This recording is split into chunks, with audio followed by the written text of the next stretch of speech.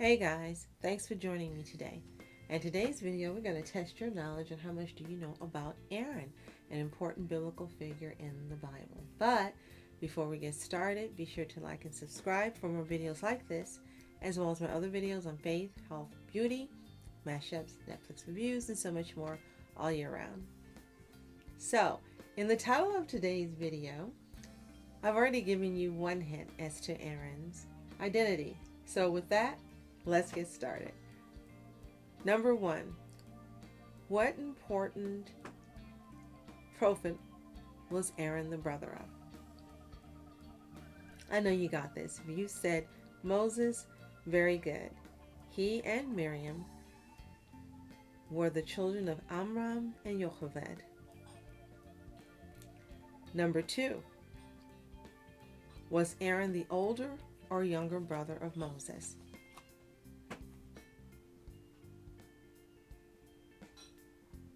Well, if you said older, very good. We read in the Bible that Moses was 80 years old and Aaron was 83 when they spoke to Pharaoh, which lets us know that Aaron was older by 3 years. And we know that Miriam was older too because she watched over Moses when he was placed in the basket in the Nile. So that means Aaron was the oldest and Moses was the youngest. Number three, what did Aaron do for Moses when Moses each time went to speak with Pharaoh?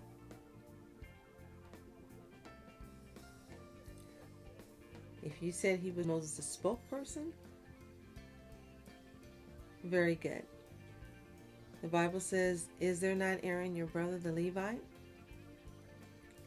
You shall speak to him, and you shall put words into his mouth, and he will speak for you to the people." Number four, was Aaron instrumental in helping to bring about the plagues of Egypt?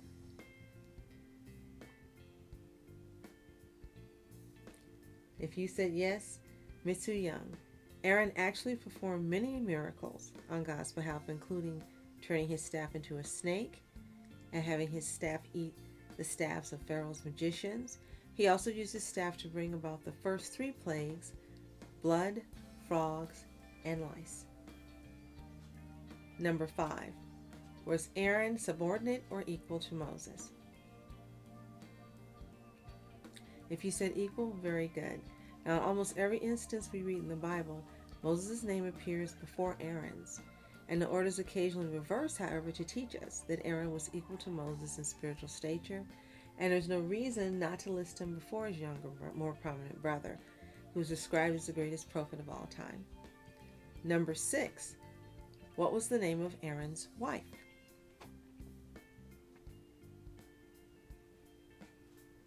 Aaron married Elisheva, the daughter of Amminadab, the sister of Nahshon, and she bore him Nadab and Abihu, Eleazar, and Ithamar. Number 7, was Aaron responsible for the Israelites worshiping the golden calf?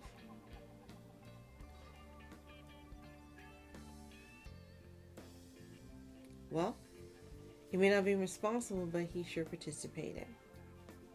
When Moses didn't return from Mount Sinai when the people expected him to, they clamored for a fake God who could lead them, and they asked Aaron to make it for them.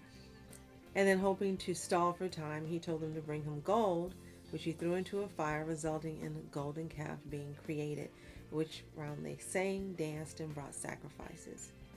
Number 8, what important job did Aaron have after assisting Moses in bringing about the release of the slaves from Egypt? If you said high priest, very good. God forgave him for making the golden calf, which shows you how merciful and graceful our God is. And he commanded Aaron to build a tabernacle, in which he served as the high priest. And from then on, the priests of Kohanim became an official position mandated by God. Number 9. What was the temperament of Aaron?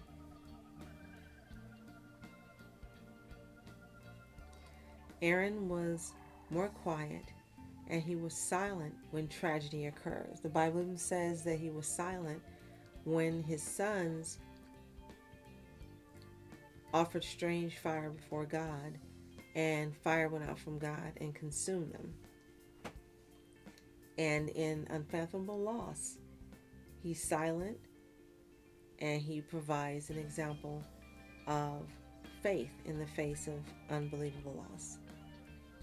Number 10. Did God speak to Aaron like he did Moses?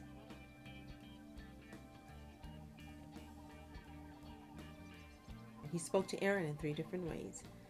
1. Most of God's laws were communicated exclusively to Moses, but in some cases, God addressed both Moses and Aaron. And after his stoic response to the death of his 2 sons, he became the sole recipient of God's new command that priests may not enter or perform service in the tabernacle while intoxicated. So yes, he did speak to him as he spoke to Moses. Maybe not in the burning bush way, but he did speak, and God did speak to him, and Aaron was able to hear him. Number 11. Was Aaron's leadership challenged? If you said yes, very good. Everyone wasn't happy that Moses' own brother was chosen to be the high priest. Of course, they probably thought it was nepotism. And the jealous cousin Korah coveted a position for himself and instigated a rebellion. And God decisively showed that he had chosen Aaron and his children by a series of events that include the earth swallowing up the leaders of the rebellion. So when God chooses someone, I think we should just accept them. Number 12. Was Aaron a man of peace? If you said yes, very good. And by his position of being the Kohanim of the high priest, we definitely know that he had to be a man of peace. Number 13. Was Aaron also a part of Moses disobeying God by not speaking to the rock? If you said yes, you're correct. It was a joint sin. Moses and Aaron both sinned by not speaking to the rock, which was to give forth water as God commanded. And as a result, unfortunately, it was decreed that both Aaron and Moses would be prevented from entering the Holy Land.